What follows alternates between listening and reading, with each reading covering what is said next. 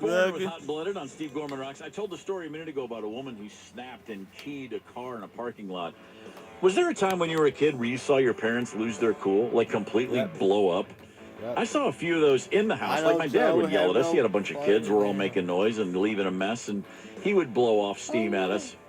But the one time I saw my dad explode on someone else was really shocking because he kept a very cool demeanor outside of the home.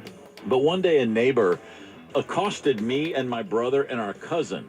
Now, we were messing with golfers. We lived near a golf course, and we used to go up and run out in the fairway and steal golf balls and run back into the woods and then sell them to the next foursome behind the guy we just stole from. That's not cool. As a golfer myself, I'd be pissed if someone stole my ball. But we were doing it. We were kids.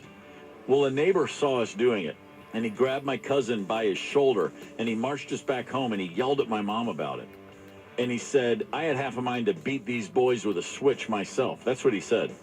When my dad heard that, when he heard that a neighbor had put his hands on his nephew and two sons and threatened to hit us with a switch, oh, he didn't care that we were stealing golf balls. He was out for revenge, and he marched down the street, and he called this man out into his front yard. And I thought, oh, my God, I'm going to watch my dad kick an old man's ass.